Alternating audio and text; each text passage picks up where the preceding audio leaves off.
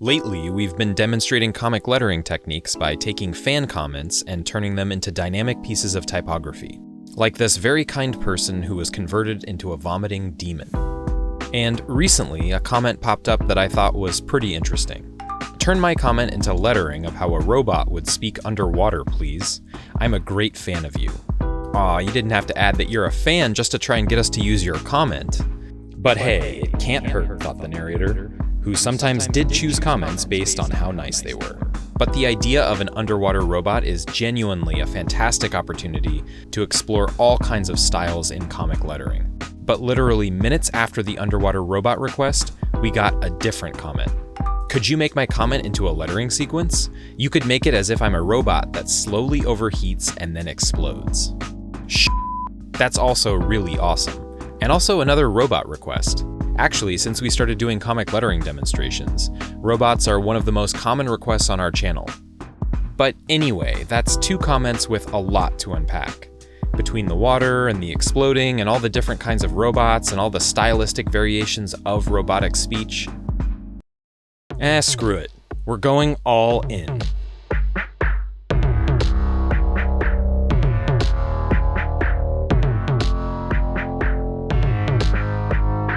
Essentially, comic book lettering is the art of crafting tone, emotion, and narrative by manipulating our shared cultural understanding through iconography, which is a fancy way of saying that it uses visuals we sort of already know to help us figure out how someone sounds and what the characters are feeling. So if I suddenly switch to this typeface, you probably can guess that the character emitting it is some type of artificial creature. That's because decades of angular shapes have inundated our brains with a weird subconscious understanding that blocky means robotic, artificial, or computerized. And since comic lettering is a completely objective, uncomplicated art form, the answer is that when lettering robots in comics, you always use a typeface with no curves and right angles. Thank you very much for watching. Oh, it's so not that easy.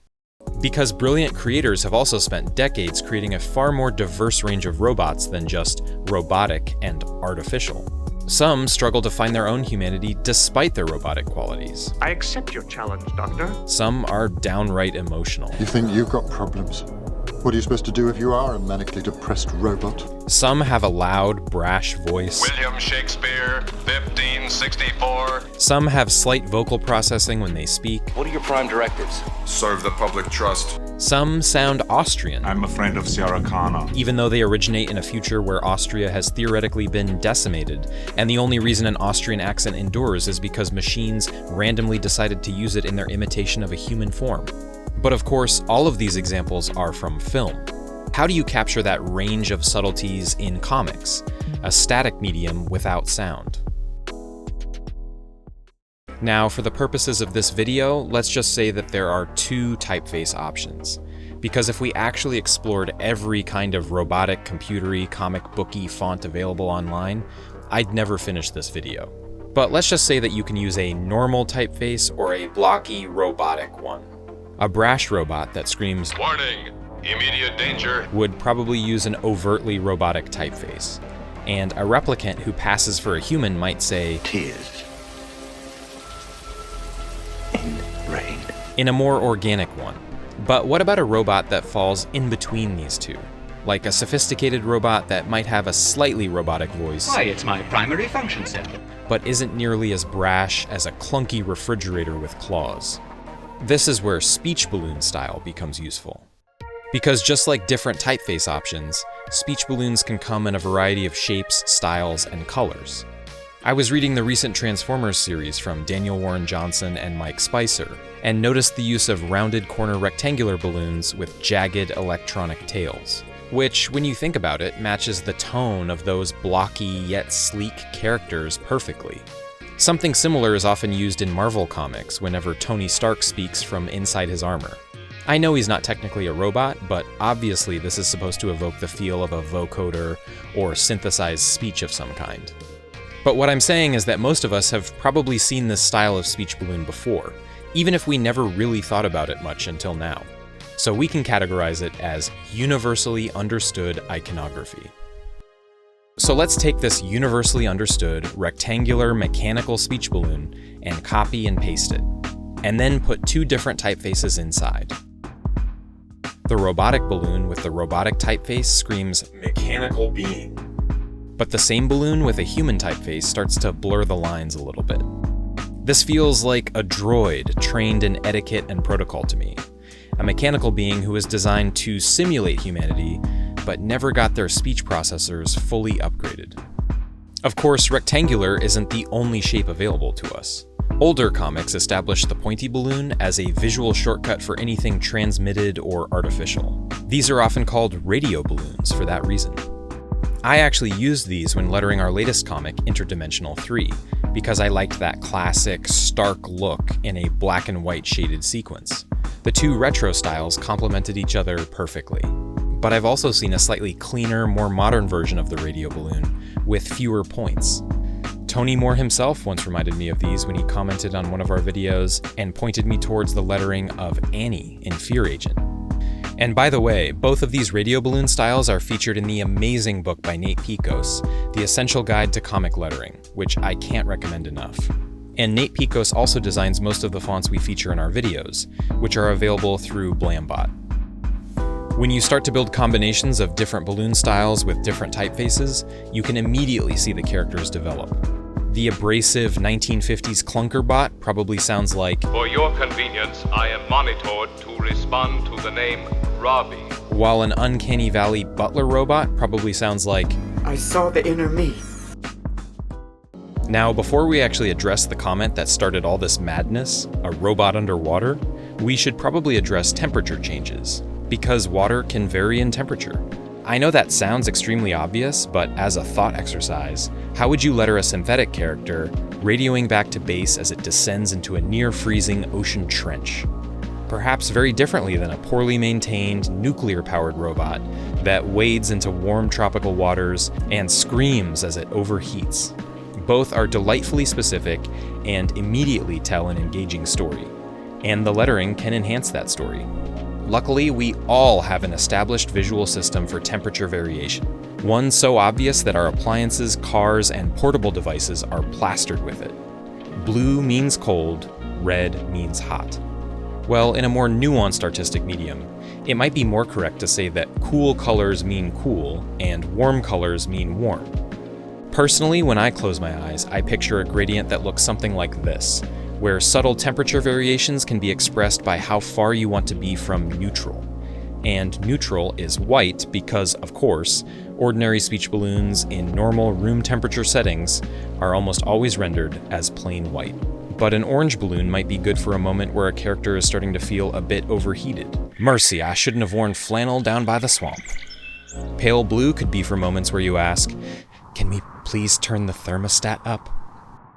Up until this point, we've talked a lot about shared iconography, established visuals that have been used extensively in our culture, and how to adapt them to comic lettering as a shortcut to create instant understanding for the reader.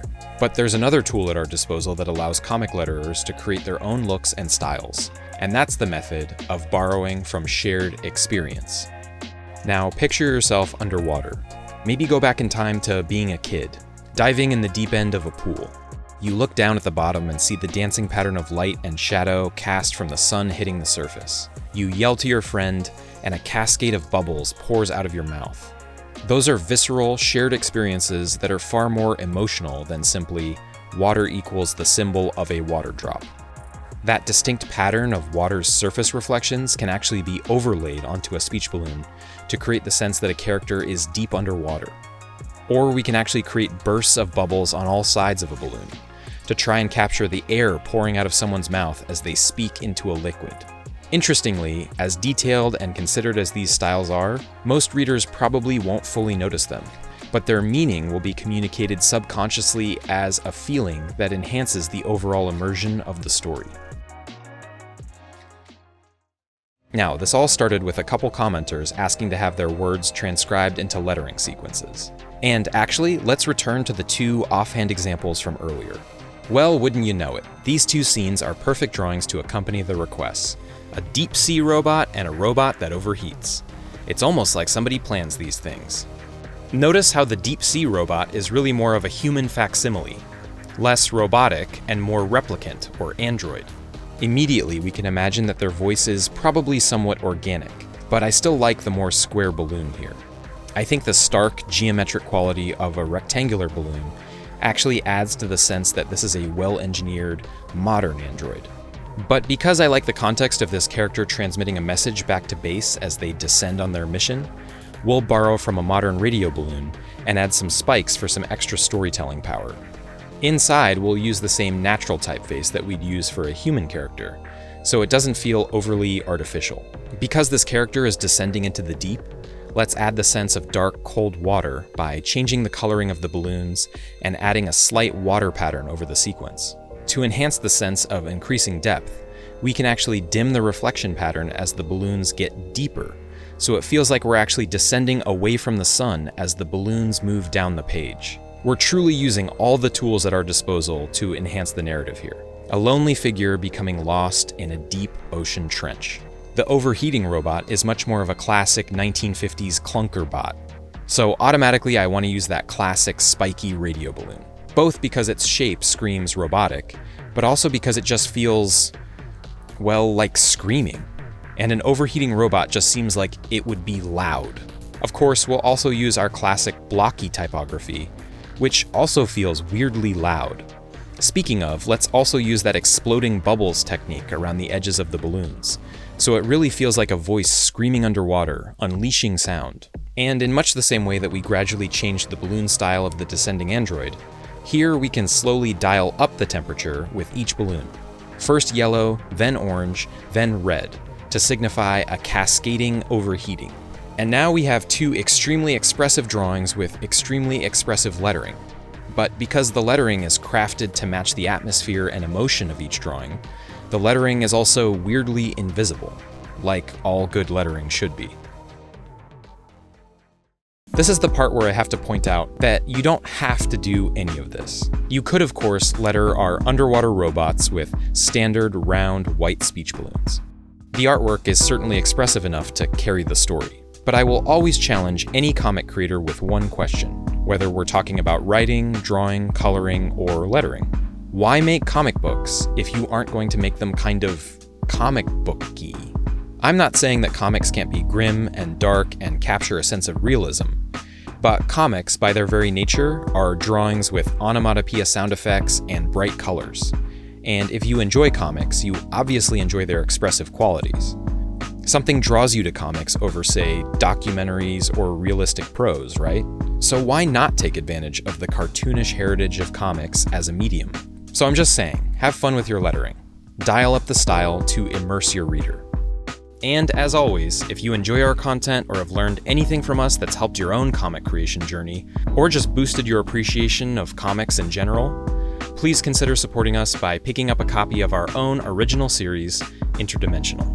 And so with that, we'll sign off with a robot in a snow cave on a distant ice planet as its servos all freeze up and its processors go offline. Thank you for watching.